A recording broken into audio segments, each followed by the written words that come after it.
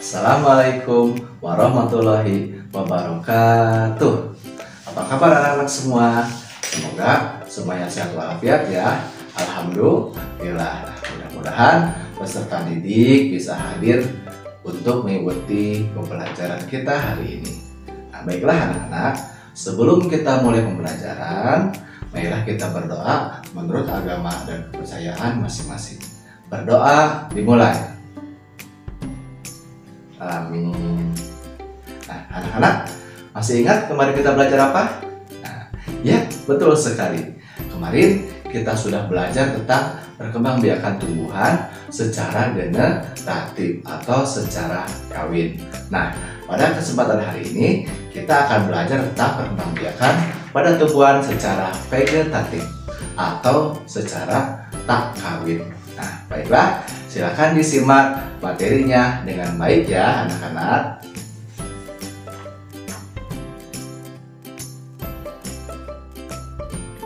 Tujuan pembelajaran kita kali ini antara lain yang pertama, setelah mengamati dan mencari informasi, peserta didik mampu mengidentifikasi cara perkembangbiakan vegetatif pada tumbuhan dan manfaatnya dengan benar. Yang kedua, setelah berdiskusi, peserta didik mampu menyampaikan cara perkembangbiakan vegetatif pada tumbuhan dan manfaatnya dalam kehidupan sehari-hari. Nah, apakah kalian pernah makan tanaman di bawah ini? Contohnya ada wortel ya, ini biasa di sayur ya. Kemudian ada singkong ya. Kemudian juga ada buah pisang ya. Ini pisang enak sekali ya, rasanya manis. Kemudian ada bawang ya. Bawang ini biasa dipakai sebagai bumbu masak oleh ibu kita di dapur ya. Kemudian juga ada jahe ya sebagai bahan minuman untuk menghangatkan tubuh kita. Nah, ini contohnya terakhir adalah buah strawberry. Wah, ini segar sekali ya. Biasanya anak-anak sangat suka sekali dengan buah strawberry. Nah, kalau kita perhatikan, kenapa ya makanan-makanan yang tadi itu selalu tersedia untuk kita? Ya, ini ada erat kaitannya dengan materi kita kali ini, yaitu perkembangbiakan vegetatif pada tumbuhan. Mari kita simak baik-baik ya anak-anak.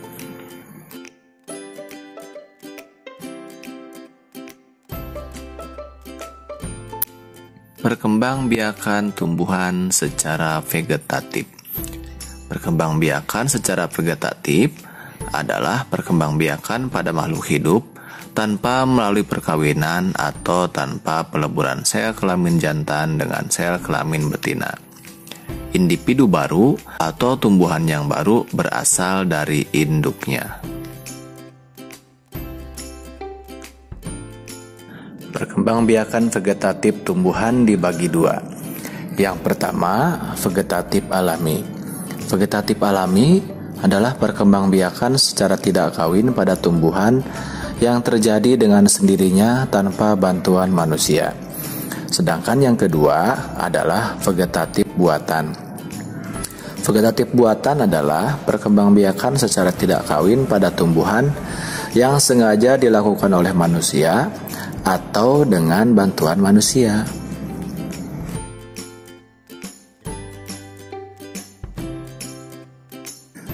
Macam-macam perkembangbiakan vegetatif alami pada tumbuhan diantaranya adalah: yang pertama, tunas; yang kedua, umbi lapis; yang ketiga, umbi akar; keempat, umbi batang; kelima, geragih atau stolon; yang keenam, akar tinggal atau rizoma; dan yang ketujuh adalah tunas adventif. Yang pertama adalah tunas.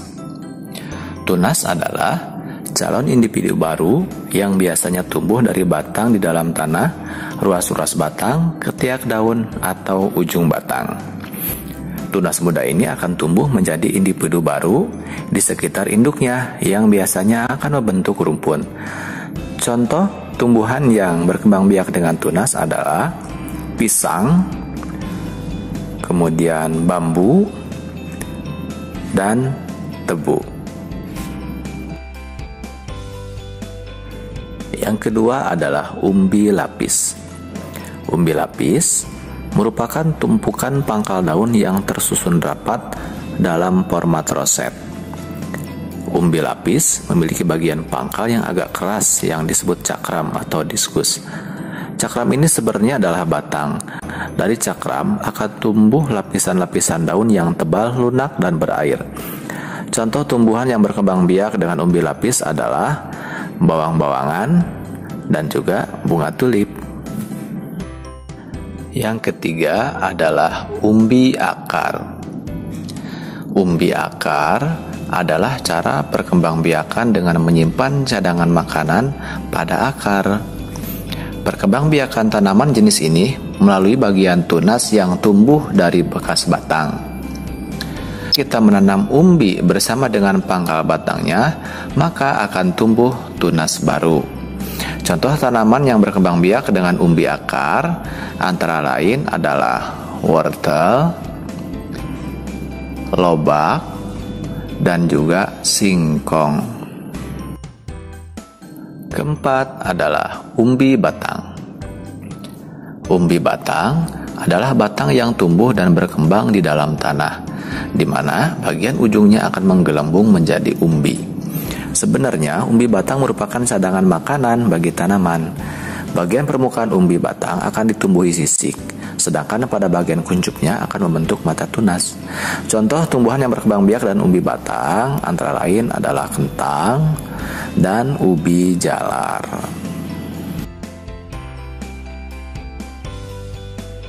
Yang kelima adalah geragi atau stolon.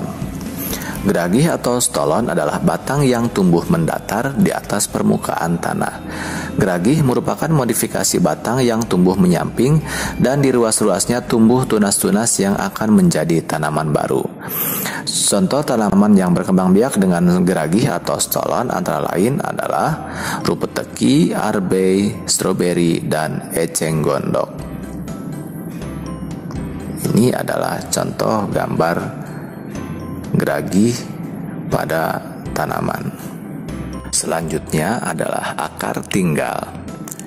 Akar tinggal atau rizoma merupakan batang yang tumbuh mendatar dan terletak di bawah permukaan tanah. Rizoma berbentuk mirip akar, tetapi berbuku-buku seperti batang, dan pada ujungnya terdapat kuncup. Tunas tumbuhan baru akan tumbuh pada setiap buku-buku akar tinggal tersebut. Contoh tumbuhan yang berkembang biak dengan akar tinggal adalah keluarga jahe-jahean seperti jahe, kunyit, kencur, dan lengkuas. Perkembangbiakan vegetatif alami pada tumbuhan yang terakhir adalah tunas adventif.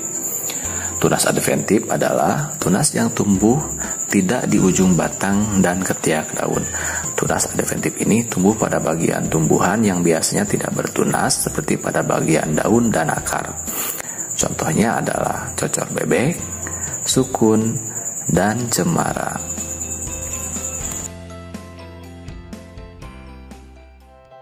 Setelah kita membahas perkembangbiakan vegetatif alami pada tumbuhan, sekarang kita akan membahas macam-macam perkembangbiakan vegetatif buatan pada tumbuhan.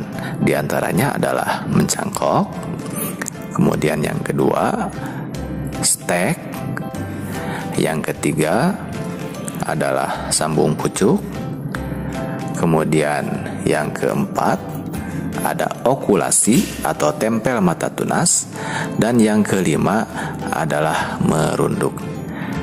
Baiklah, mari kita bahas satu persatu ya anak-anak. Yang pertama adalah mencangkok. Mencangkok merupakan perbanyakan vegetatif dengan cara menumbuhkan akar pada batang tanaman. Bibit hasil perbanyakan cangkok ini sifatnya akan sama seperti induknya. Mencangkok hanya bisa dilakukan pada jenis tanam dikotil atau berkeping dua atau pada tanaman berkayu. Contoh tanaman yang biasa dicangkok adalah pada tanaman buah-buahan seperti jeruk, mangga, jambu, rambutan, dan lain-lain. Cara mencangkoknya adalah sebagai berikut. Pertama-tama, kita pilih cabang atau dahan pohon dengan ukuran sedang. Kupas dahan hingga bersih dari kulit dan lendir kira-kira sepanjang 5-9 cm. Setelah itu, tutup luka pada dahan dengan tanah subur yang sudah dicampur dengan pupuk kandang. Kemudian, tanah tersebut kita tutup atau kita bungkus dengan plastik, atau kita juga bisa membungkusnya dengan sabut kelapa dan diikat dengan kuat. Setelah itu, kita bisa menyiramnya setiap pagi atau sore hari. Kemudian, akar itu akan tumbuh biasanya sekitar 1 atau 2 bulan. Setelah tumbuh akar, kita bisa memotongnya dan bisa menanamnya di lahan. Yang selanjutnya adalah dengan cara stek. Stek adalah perkembangbiakan vegetatif dengan cara menanam potongan bagian tumbuhan induk seperti batang, daun, dan akar. Contoh tanaman yang biasa kita stek adalah singkong, kangkung, tebu, mawar, dan lain-lain. Cara stek ini sangat sederhana ya anak-anak. Kita tinggal potong saja batang tanaman induknya, kemudian kita tancapkan di tanah. Setelah sekian minggu atau beberapa hari kemudian, maka akan tumbuh menjadi tanaman yang baru. Yang ketiga adalah sambung pucuk. Sambung pucuk adalah perkembangbiakan vegetatif buatan dengan cara menggabungkan dua tanaman yang sejenis. Proses sambung pucuk ini dilakukan dengan menyambungkan batang bawah yang ditanam dari biji dengan batang atas yang berasal dari bagian pucuk tanaman yang sejenis. Sambung pucuk ini biasanya dilakukan pada tanaman buah-buahan.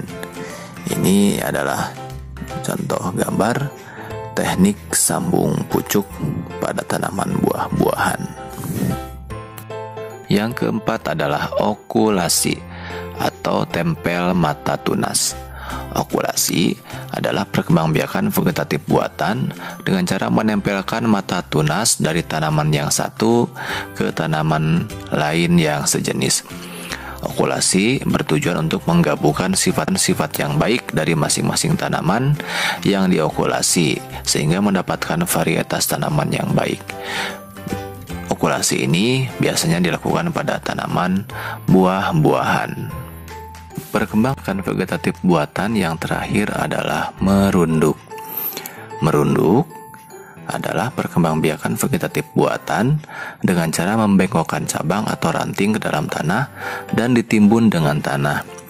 Bagian cabang atau ranting yang ditimbun tanah akan menghasilkan akar, dan setelah dipotong dan ditanam terpisah, maka akan menjadi tanaman yang baru.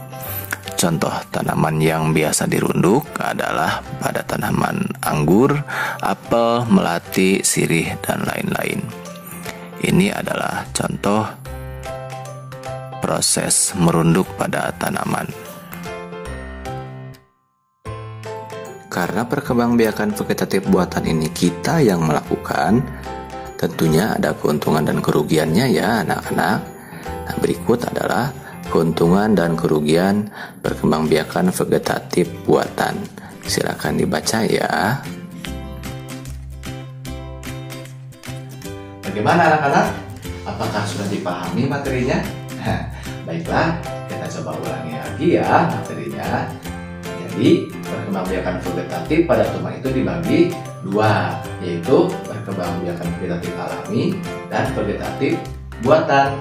Nah, vegetatif alami contohnya ada tunas, umbi lapis, umbi batang, umbi akar, geragi, akar tinggal, dan tunas adventif. Nah, sedangkan vegetatif buatan contohnya mencangkok, stek, sambung pucuk, okulasi, dan merunduk. Nah, kalian bisa mencari contoh tanaman-tanaman tersebut di sekitar kalian ya. Jika ada pertanyaan atau materi yang kurang jelas, silahkan ditanyakan di kolom komentar. Nah, sekian pembelajaran kita pada kesempatan hari ini. Mudah-mudahan bermanfaat. Jangan lupa untuk tetap menjaga protokol kesehatan ya anak-anak. Terima kasih atas perhatiannya. Insya Allah kita ketemu lagi pada pembelajaran berikutnya. Sebagai penutup, mari kita ucapkan hamdalah bersama-sama ya. Alhamdulillah. Alhamdulillah. Wassalamualaikum warahmatullahi wabarakatuh.